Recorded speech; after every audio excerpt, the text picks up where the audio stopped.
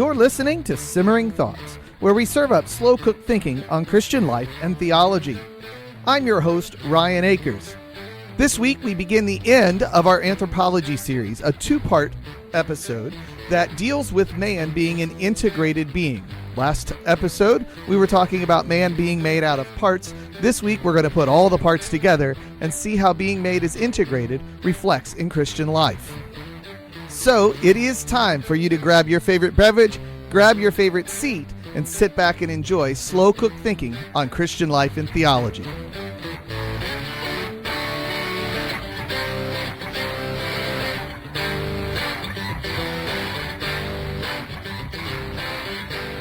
Welcome back to Simmering Thoughts. My name is Ryan Akers, and I am the host of this program. We have an episode today that's continuing our Anthropology series. We are kind of responding to our last episode. We looked in the last episode with the guys with Bibles. We looked at that man is made up of parts. We kind of explored the theological concept of man being dichotomous or trichotomous. That would be of two parts or of three parts with the integration of body and mind or body, mind, and soul, depending on how you want to parse that. There are a lot of different places, and there are good folks that fall on both sides of that argument. But at the end and kind of in the middle, we wanted to make sure that we kept in perspective that while we are made of these parts, we still integrate as one being, as one person, as one human. And with that, we wanted to, or at least I wanted to, bring someone on who had a little bit of experience in this as an academic and professional field, because this is an area that plays out in a lot of our society. It's something that we want to make sure that we understand at least reasonably well, because this makes a difference in how we minister to people, how we speak to them.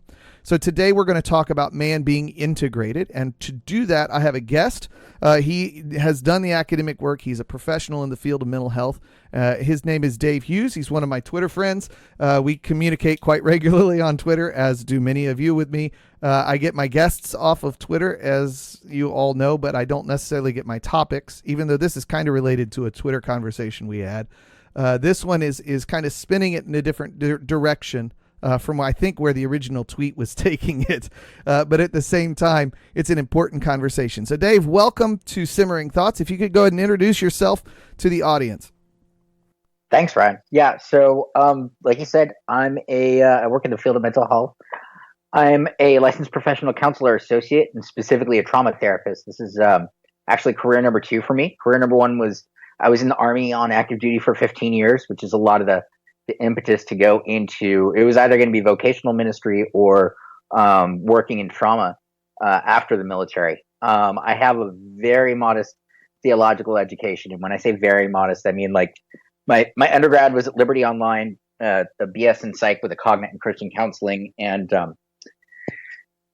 I attended this year-long leadership cohort for guys going into ministry that our church was doing. And I have a certificate in biblical counseling from Southeastern Baptist Theological Seminary that I'm still completing, wrapping that up. And then, I also work specifically in the area of trauma. Let me kind of circle around here. Recent research is showing us that trauma is much more neurological than we previously thought. It's just as much, if not more, in the body than it is just an emotional or a cognitive phenomenon. And so I'm trained in a 3-year program that specifically works to interact with and help re-regulate the part of the nervous system responsible for like fight-flight responses. Mm-hmm.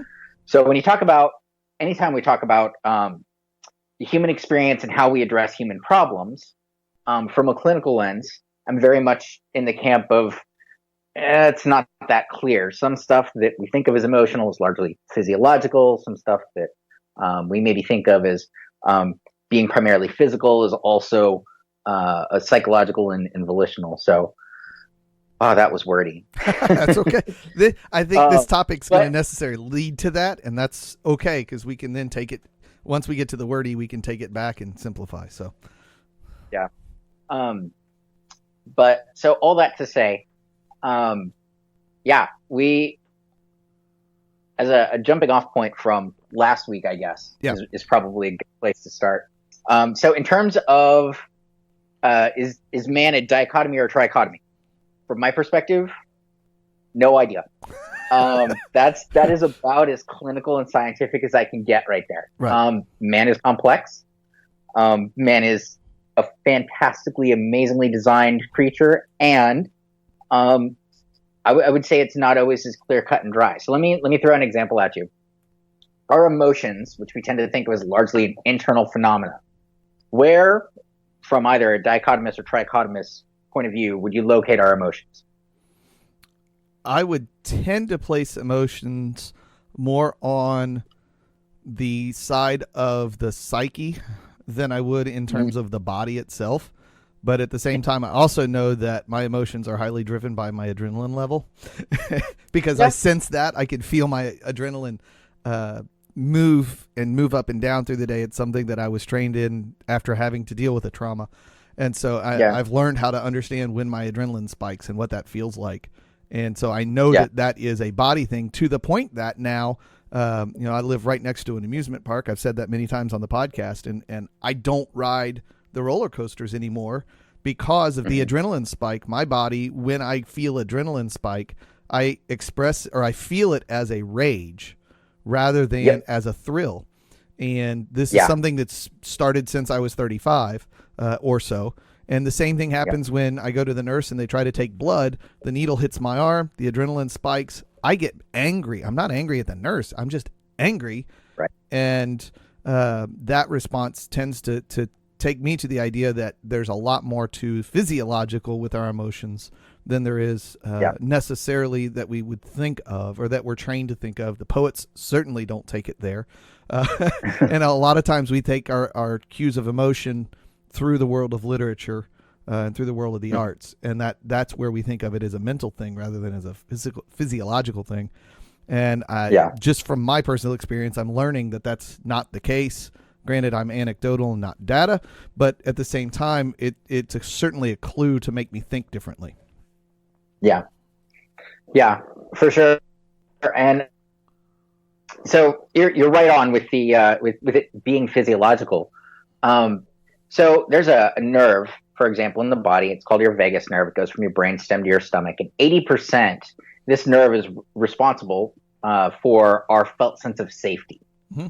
So if we think about like fight flight responses, whether or not I need to go into a panic and take some sort of action, or whether I can just have a snack and chill out, and is the responsibility of this nerve. And 80% of the nerve fibers are taking information not from the brain to the body, but from the body to the brain, where literally our body is telling our brain whether we're experiencing this felt sense of safety.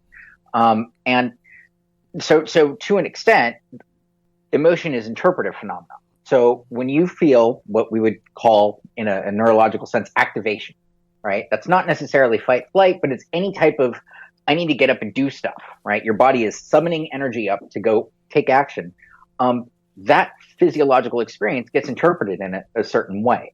And for you, just based on your past and your experiences or whatever trauma you've experienced, that is immediately connected with rage. Mm-hmm. We have a saying in neurology, neurons in the brain that fire together, wire together. So if there's a very traumatic or intense event and that association is made neurologically of lots of activation, rage, because for whatever reason, perhaps rage was needed in the first event, then later on, when I experience that same level of activation, that same kind of adrenaline rush, I have this immediate connection there. So to that extent, it is physiological.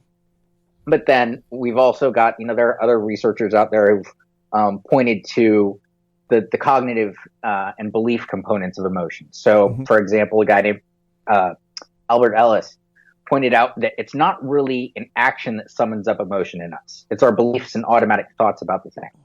So my wife comes home and I just got home from work and I've been, doing chores or whatever and taking care of the dogs and my wife says, "Why isn't dinner on the table?" And I get angry.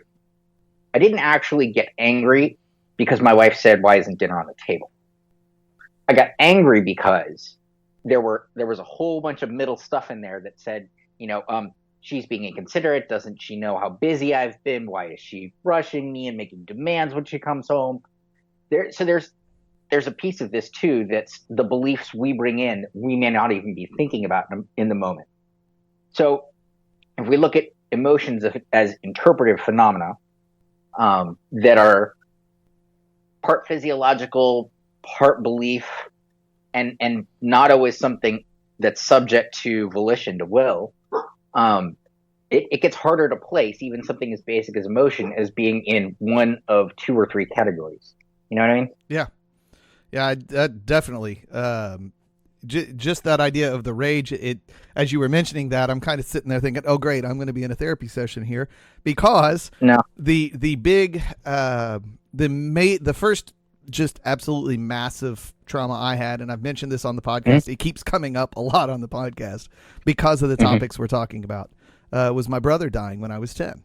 And my initial reaction to that, I don't remember necessarily my, in like the first 10 minutes of my emotions. I remember the things that happened, but I don't remember my emotions well, in that moment. What I remember is taking a hockey puck that he had in his room and having it in my hand and feeling like I wanted to throw it through the floor. That is an emotion. And we still have that hockey puck, and it's something that keeps the memory fresh, I guess. But that I distinctly remember that part of my reaction. Sadness and all of those things were there, but that anger, and that was real anger, not really rage. But because it was targeted, it wasn't just a reaction. Does that make sense? At least that's how I parse the difference between anger and rage. Rage is just generally just not really curmudgeonly, but like just angry at whatever. Omnidirectional explosion. Exactly. Whereas for me, anger is more a targeted idea. I'm angry at something or with something. Anyway, so that kind of plays out in my memory bank as something that holds to be somewhat true. And again, that's anecdote, not data, but it's a personal experience I've gotten, and I have a feeling that as we look at and as I think back at some of the responses that I hear from abuse survivors that I know, I hear similar things from them. And there's certainly a lot of tie between how we respond to something in one instance and how we respond in another. And we know this experientially, in that especially inside of a religious context, when we go to church and we're in the act of worship and a particular song comes up that has a connection for us to somewhere else in our life, we often make that connection to that event in our life as we're worshiping, and that deepens our worship experience and our reliance on God and our trust in God, because he got me through there. This song reminds me of there. Okay, God's got me in where I am. And that's something we use. I know that's used as a ministry tool to take us through that very type of thing. You know, this particular scripture meant something to you back then. Does it mean the same thing to you now as you read it? And oftentimes the case is it's even grown in depth rather than changing in quality. Yeah. And really there is something also about our ability to be an active agent in that process, right? Where we're singing, to God and in a sense perhaps to the rest of the gathered local church, but also in a sense to summon up ourselves. You know, I love the way the psalmist talks to himself about his responses to God so much. Yes. You know, bless the Lord, oh my soul, soul, why are you so downcast within me?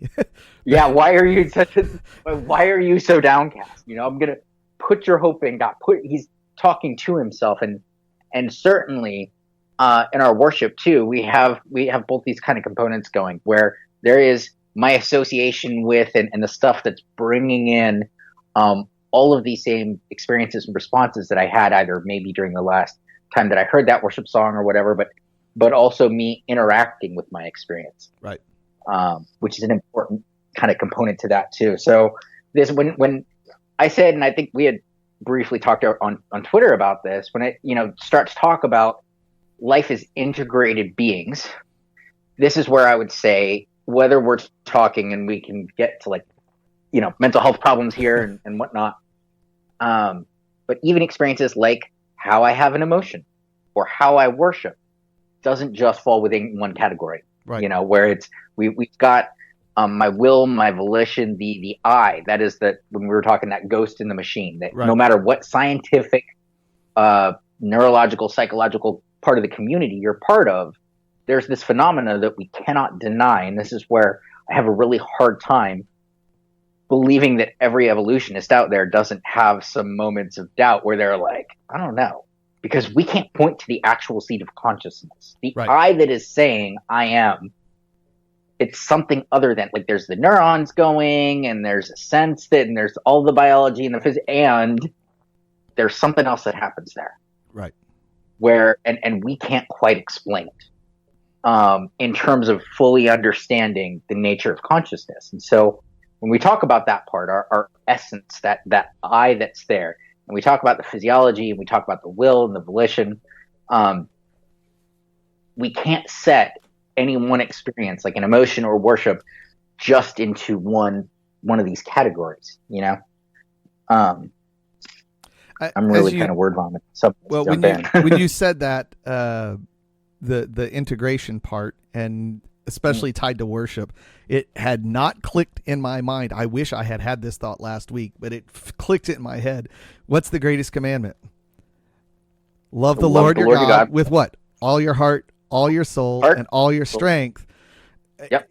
And that's that integration that we have. Yes, there are these three parts, but they are integrated as and all of this is to be turned toward God, your physical, your emotional, your spiritual, all of these things, and not just it's not just an act of the will. It's not just an act of the body. It's not just an act of the spirit. It's a combination of those things working in concert. And I love the way that plays out as we're discussing it. And we had mentioned in the pre-show discussion a little bit that in studying James over the last couple summers, especially last summer, with looking at the double-minded man who comes to God in prayer, and the idea that person is tossed about, and as we come to God with our heart unified toward Him, rather than being double-minded, being of one mind in ourself. That speaks to that integration a little bit, and that it is parts working in concert, not working independently. Yeah, and I think that's kind of the point at which that might even be a discussion here about, is this the thing that happened in the garden where as sin is seen, is this what we see where God says, okay, you're going to die? Is this part of that dying where we are somewhat disintegrated in how we react to things? And then as we come, there's a lot there. There's a lot of depth that you could run to really easily from that. I'm curious how you would play that through. Well, I would say that that's certainly part of it. So when we look at the human system, and I'm not entirely certain how you can look at it and not see a broken system. So let's look at just that one little part called your autonomic nervous system. For everyone listening, you have to remember this. There's a quiz at the end, and Ryan said he's going to fire you off Twitter if you right. But I explain this part. When you work in a field like mine, you get really good at analogies, right? Or you put all your clients to sleep, one or the other. I do the same thing in the classroom. Trauma survivors, I say, it's kind of like a car, right? This part of your nervous system, and it's got two branches, and they're like a gas and a brake pedal. And everything that's got a nervous system has this, all right? And the gas pedal is go, go, go, do stuff. That's called your sympathetic branch. That's activation. At its high peak end, that's fight, flight. But that's also like you get up in the morning. That's a sympathetic response. And then you have the brake pedal, and that's like the parasympathetic response. That's rest and digest, chill, okay. Normally, throughout the day, these things just work in concert. Just like a car, you need both to get around town, right? Neither one is good or bad. So when occasionally, and this only, to my knowledge, happens in humans, uniquely, when we go through a traumatic experience or a very stressful, prolonged period of stress and trauma, we lose our ability to use our gas and brake pedal, and our ANS, that part of your nervous system, starts working like, have you ever seen a teenager learning to drive? right? Smash on the gas, slam on the brake, smash on the right, and it's like that, where we get kind of stuck on off and on. Or an adult trying to learn a stick really, shift. Yeah, you know what? But it is. And so this part of our body that's supposed to be able to find itself, re-regulate, and refine normal after a traumatic event gets stuck. And that's a lot of the work that I do, is just working with that part of the nervous system. But it's so interesting to me that so many other problems, things like anxiety or depression, can be traced back to physiological dysfunction, that we can look at things like this and say, that's broken. And I don't know why that's not working the way it's supposed to.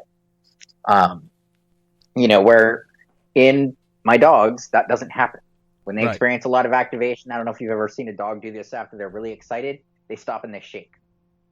They discharge all that excess energy their body summoned up to do whatever it was they were doing, and they go on about their life. Yeah.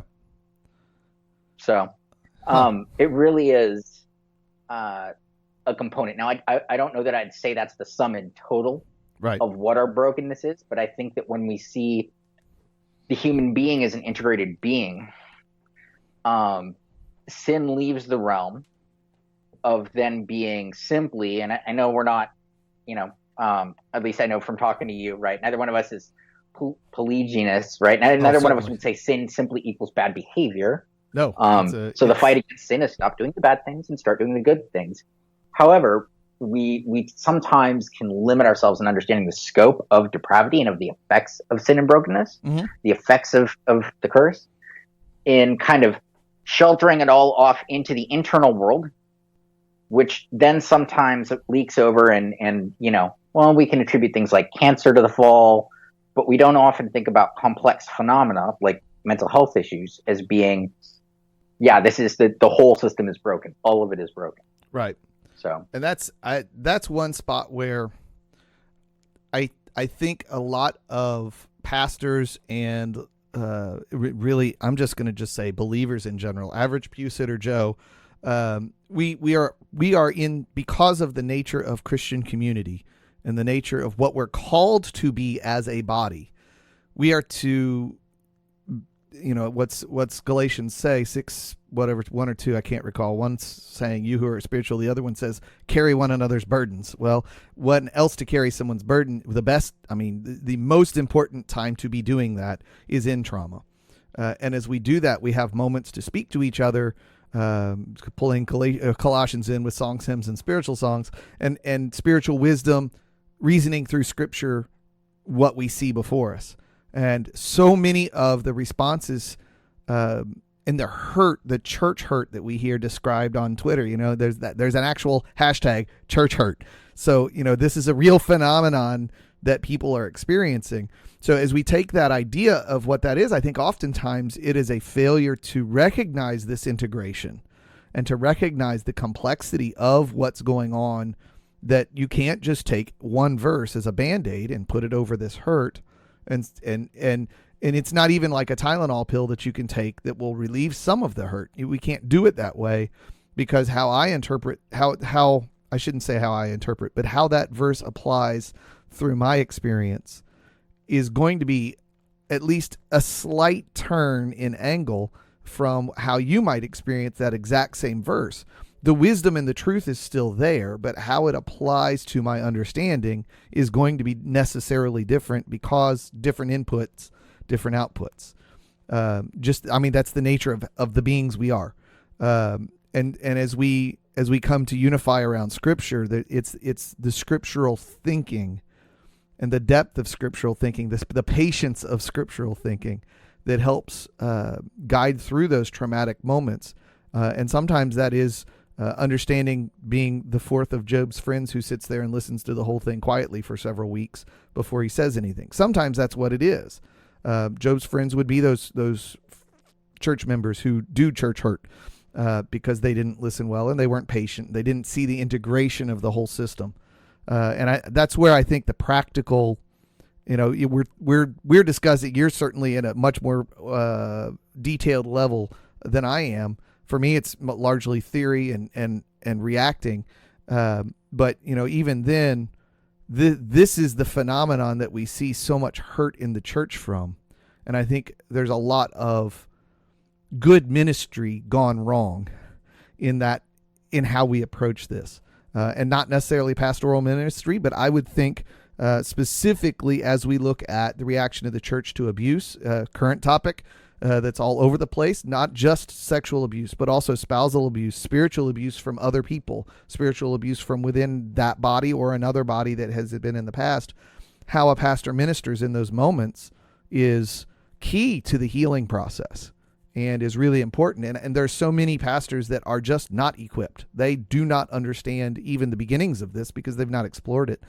That real church hurt can happen from the pastor just being, the best term here is ignorant. They are unknowing of what to do and really how the systems play. Yeah. And I think so something that you touch on here that's really important. There's kind of this natural progression, right? So we talk about theological anthropology. What are man's parts?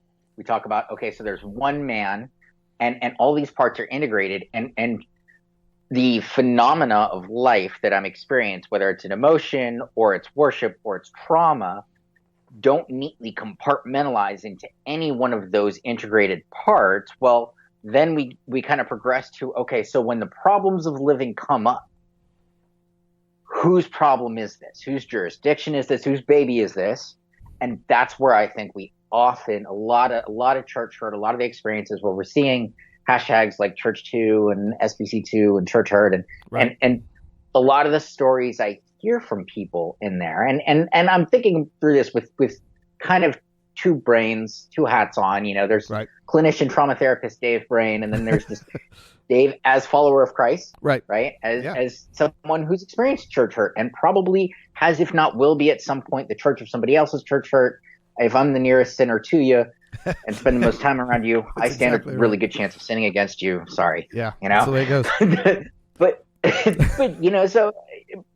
but when we start to get into, all right, so this person has a problem. There's a problem with this marriage. John and Jane Q. Public come into my office, whosever office that is, might be a pastor, it might be a therapist, and say, our marriage is horribly volatile. It gets violent at times. Whose problem is this? Yeah. And I think that a lot of times that it's really, when we get stuck in, this is mine, or this is that person's or that person's, some component of the struggle is going to get neglected. Yeah. I think, and that's where there's a delicate, especially the difference between a married couple, and let's say it's not necessarily an abuse, even that it's just they just are not listening well to each other, not communicating, and there's anger that's resulting from that, from both of them. In that case, it's kind of a clearly all fault between that and let's say an abuse victim, even a child who's a victim of abuse, whether it's emotional, spiritual, physical, sexual, whatever. Those are, of course, rarely are you going to be counseling both the abuser and the abused in the same room at the same time. But at the same time, when you're dealing with the abused, it is such a difficult thing to walk and to give counsel of how to protect yourself while at the same time saying it's not your fault. And I think that is such a difficult thing. And I think sometimes we as the church fail in that. The woman who is sexually assaulted on the street, how often is the question asked, well, what were you doing at the time? Or what were you wearing at the time? Those are the wrong questions to ask, certainly in that moment. Yeah. But the first thing to do, when you're when you're dealing with somebody who's fallen off their bike, you don't come and ask them how they were riding their bike while they're bleeding. You fix the bleeding, and then you can deal with the behavior later. And I think so often we fail in that and try to jump that process and skip ahead. Yep. And so, as we look at those different parts interacting, man, that's a complex thing to try to think of. How do we respond to, in a first aid standpoint, which is really where the church often falls. We're coming in as a first aid thing. The pastor gets the call that something has happened. He drives over to the house and he walks in. He's in a first aid situation. He's not in a He's not like the family physician in that case. He's the 911 call, spiritually, certainly. And he walks into the situation. If he treats it like a general practitioner, we're in trouble, because that's a different frame of mind. And the same thing as the expert. The brain surgeon doesn't get the traumatic head case first. First, it's the medics that get there with the ambulance service, and then it's the ER doctor when they're assessing, and then it's sometimes the specialist surgeon. Sometimes they're even the fourth call, because there's that process you have to work through. And so if we approach dealing with that abuse, from a friend's standpoint or from a pastoral standpoint, that changes a lot of the discussion. Are we doing triage and first aid here, or are we doing long-term care in this moment? And I think sometimes we try, especially in our lay contexts, we try to become that expert, that long-term care physician, rather than tending the wounds that are obvious, and just tending those until we can get to a point of some stability. The system's, we were talking about the car. The wheel's broken. The engine's got a knock in it. Which are you going to deal with? If the wheel isn't there, it doesn't matter what the engine does.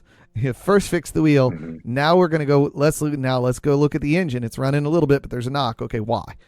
And now we deal with the long-term thing. And it's a deeper topic than we figured on at the beginning, isn't it? When I was planning my anthropology series, I wasn't anticipating, but at the same time, man is so complex, and again, as you were saying earlier, I don't see, there is no way I can get around the fact that something this complex, even more so than most of other created things, man, it has a complexity, an extra complexity in that spiritual aspect that other things don't have, and that changes the process so much.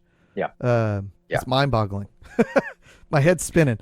And it there's a lot there, but I think so. Something that's important to consider, and I'll circle back to something you said about knowing that first aid response in a little bit to maybe help. I don't know how many of your listeners often end up in that situation, but I do think, you're right. There's a lot of material here, because the way that we view this, when we start to talk about man as integrated being, changes so much that it's not just, this one little pebble we throw in here, the ripples.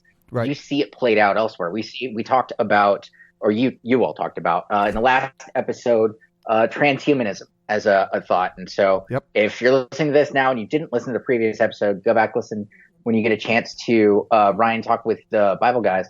And they talked a little bit about this, the trend of like downloading your site. If there was this sci-fi way to download yourself to the cloud, and there was even, I think, a sci-fi movie or a book or something you mentioned. A couple of them. Right. Transhumanism is the philosophical idea that we are simply elevating ourselves through technology and science into a higher and higher state of being. This is like, evolution 2.0, and that with enough science and technology, we will, self-actualize or something. It kind of reminds me of the Tower of Babel. Right? You're like, this is familiar. Yeah. Really, this is like Babel 21st century version. Exactly. And a lot of where we start to, when we get into stuff like that, we can see how I view the human creature as mattering in these discussions. And I do think that a lot of when we talk about, some of this theological stuff, the reason that matters in practice is because it looks like something at the end of the day. Yeah. It looks like a philosophy, like a worldview. It looks like a way that we view problems, even like, mental health. So that's a whole different topic. The idea of worldview. Oh boy. Can I jump back real quick? Certainly. Absolutely. So, and I'm going to say this, and probably not everyone who's listening will absolutely believe me, but I'm telling you as someone who works with people in some pretty horrific states, with clients in different areas of the spectrum of suicidality, some of whom want to die, but are safe enough that we go week to week, and some of whom don't want to die, but they keep thinking about suicide. I have a lot of, so I do some like imminent crisis kind of work. And same thing with grief work when you're having someone who's in deep grief, and both of those can be part of trauma. When you're in that moment, two things need to happen. One is you need to recognize your own response to it. Mm-hmm. Most people, when I give trainings to ministry leaders and in the Army Reserves about suicide prevention, I'll often have people engage in an exercise where they have to have someone, if they choose to participate in the exercise, because it can be really triggering, right? And have a practice conversation with someone who is suicidal so that you can know and notice your own distress in that moment. You need to realize that part of what you're responding to is that you're in this situation too, and it's a really huge thing, and it's okay for you to have that response. And when we recognize it and accept it, we can go, all right, that's my junk, not this person. So when I feel the need to quickly say, oh gosh, you're feeling suicidal, or oh gosh, you were sexually assaulted, how do you, okay, this is my distress. Right. When I rush into fix it mode. And the second thing is presence. You'd be amazed of all the neurological wizardry I know, and it's existential, great theoretical, or techniques, and being with a person and making them feel seen, heard, understood in that moment is powerful. Yeah. And if you do nothing else, those two things will get you 80 to 90% of the way through the crisis mode. Yeah. And so just, I think sometimes we, in a haste to affirm that someone is having a traumatic moment, we sometimes both overplay and underplay the trauma itself. In sometimes it's person specific and situation specific, but we sometimes we make molehills out of mountains, and sometimes the opposite. We make mountains into molehills in seeing what the trauma is, because we're in a hurry to help. And that's where that presence and saying less and being more really comes in handy in those moments. And I that's a struggle for me to not want to say something, because I'm just my nature. I'm somebody who likes to talk. After all, I have a podcast. I like to talk.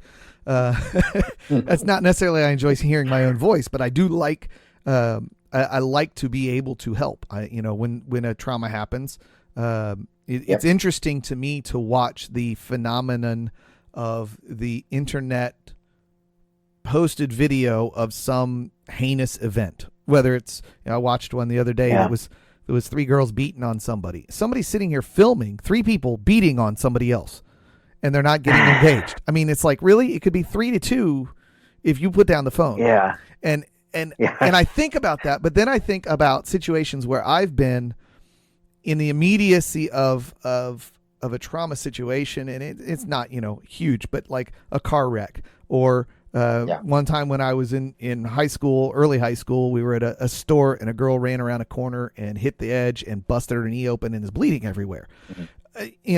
Okay, in the moment, what do we have to do? Let's take care of this. And then what happens when the EMTs come? Do I stay that involved, or do I get out of the way? And I think sometimes, maybe we don't get all the way out of the way, but we at least shut up and move to somewhere so they can access the person, but we can still be there as a presence, because there's that rapport that you build with somebody when you're in that emotion, in that immediate moment. There's just whether they trust you or not, the longer you help them, the more they trust you in most cases. Yeah. And so, you just sitting there while the EMTs are working on them helps them realize that, okay, we're still okay here. And I don't have to be telling the EMTs everything. Anything I notice, they're going to see the moment they see it. This is what I've done, and then I'm getting out of the way. And and the same thing goes in so many other circumstances that there's a lot we can do as a responder in those moments that's important. And as a teacher, I've learned this as well, because there's sometimes in the middle of a discipline situation, a signal is sent that this is bigger than what I'm dealing with. And I have to understand, is this a cry for me to just say, okay, we're done here. You need to see the principal, whether it's a discipline issue or it's something else that's just bigger than me. Or I don't really need to engage in this because this is above my pay grade. You need to be in the counselor's office right now because this is more than I can deal with. And so I need to find a way for me to politely and quietly and unobtrusively step away, or at least reduce influence, and allow somebody who has the right tools and frameworks to increase their influence in the moment so that we can actually get productive things done. And this is in the case of, a kid, it's not really an abuse situation. They're just having a rough day because everything's going crazy at home. They're acting out in class. I'm correcting them, and then they break down. Wait, hold on. All I did was correct you for talking out, and now you're crying. Something's going on here. What's going on? Are they overblowing the situation because the way they react to being corrected, or are they reacting because there's something more? And you have to figure that out with 30 people watching you while you're teaching a class. It's an interesting experience to do that. And it's a weird situation to have a student say something that causes your mind to think that sounds like abuse. That's a hard, that's a hard spot to be in. And the same thing in a church setting, when someone says something, rarely does someone go to a full admission of abuse the first time. Right. There's little hints and steps to get there. And if you notice those steps, in my state, every person is a required mandated reporter of any hint of, if you have a credible suspicion of abuse, you're supposed to call it in. And so when do I, as a teacher, throw that flag that this is credible and start to run that process? And, last school year, I had to do it twice, where in the middle of class, while I'm correcting a student, something is said that triggers the situation. I have to, without getting the class to understand what's going on, I have to contact the office, get somebody to cover my class, because I have to make a phone call. And I have to make that phone call as immediately as possible so that the process can begin. And I don't even have to tell, I'm really not even, I'm allowed, but I am not required to even tell my immediate superior what the situation is, just that the situation exists. And man, that's an interesting moment to be in. And trying to reassure at the same time as I'm calling the kid's parents, trying to reassure that child that being in class is a safe place to be, because they don't think anything's safe at that moment. Yeah. And so when we talk about whose kind of jurisdiction is this, and acknowledge that, hey, that changes from one moment to the next, just like the EMT, the first responder, the very first person on the scene is not the EMT. The EMT is not the doctor. Right. The doctor is not the pastor that makes the hospital visit, or the friend that comes and visits. Right. Right. Or the person who first responded, who follows up by meeting that person in the hospital. Right. And recognizing that it's not just a handoff of, all right, this was this person's jurisdiction, and now it's that person's, and I'm done. As believers, especially, one of the ways that this can work itself out in our ministries and our communities is understanding that those one another's, that one another ministry, the life on life, people preaching the gospel to each other, bearing one another's burdens, being just present, literally just being able to be there and be a source of empathy and compassion and support and safety, that those people are not unnecessary, because the problem also needs an additional expert over here. Right. To use an example I often use when we're talking about pastors, biblical counselors, and therapists like myself is, pastors aren't MDs. At least most of the ones I know aren't. And they still make hospital visits. Right. Right.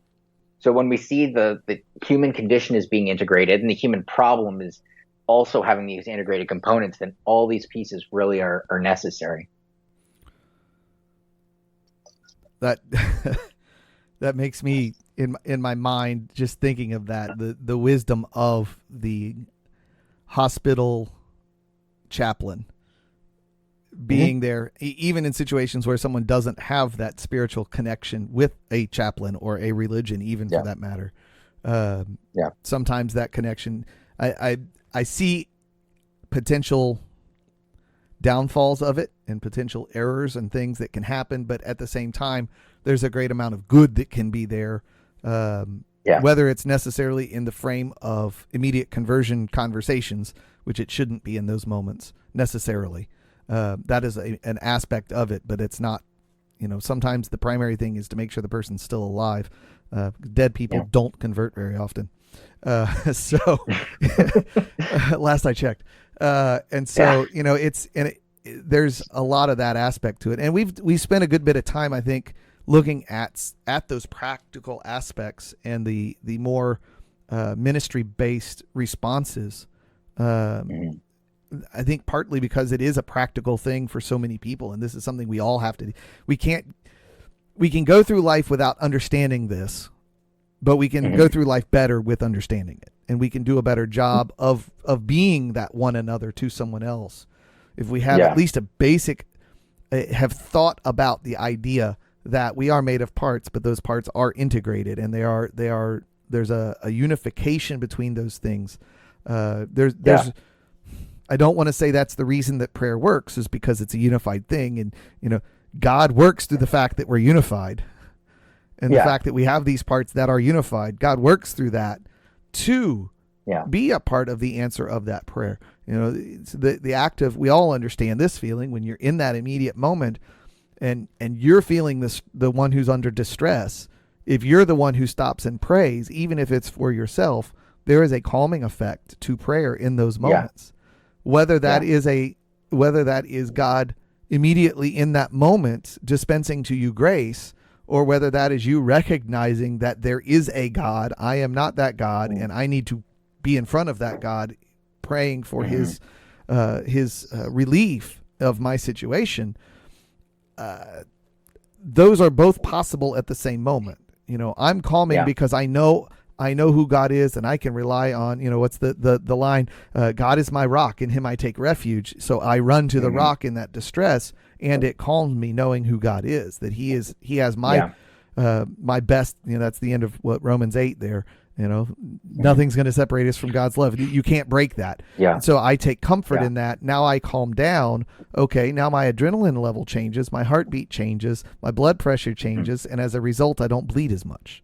And because I'm not bleeding as much, I'm not as in critical condition as much. I don't respond in as much shock because I've taken it to God. And it looks like, and it may be a direct answer to prayer, but it's also the physiological way we've been designed at the same time. And I think sometimes we try to segment our creation and prayer from each other so often, and we forget that sometimes God's answer to our prayer is his presence. And that's one of those times where we, in prayer, take ourselves before the throne, and we enter the throne room before God, and his presence is a calming presence and is an answer to our prayer to begin with. It's a really kind of a weird, it's not really a circle or a cycle. It's just I don't want to say duality either, because that's not the right term. But, it is so hard to be precise. But I mean, it's that idea where there's two functions happening that are symbiotic at the same moment. They're not distinguishable. And it's very much like what we're talking about with the humanity being integrated. I am not saying that man and God are integrated. So please don't hear heresy here. That's not what I'm saying, because God is answering our prayer through the way we're created in some part. And if there's one thing that the creation story, at least as it pertains to humankind, tells us, is that God cares about and is intimately invested in the whole thing. God spoke most all of creation into existence. There was one thing he didn't speak into an existence. God took and he formed man from what he'd already made. There's an intentionality there. He breathed life into man's lungs. God took it. He took from Adam's rib and he formed, he brought, there's an intentionality and an intimacy there with the whole of our being. We will pick up this conversation again next week as we conclude our series on anthropology. Thank you for listening to Simmering Thoughts.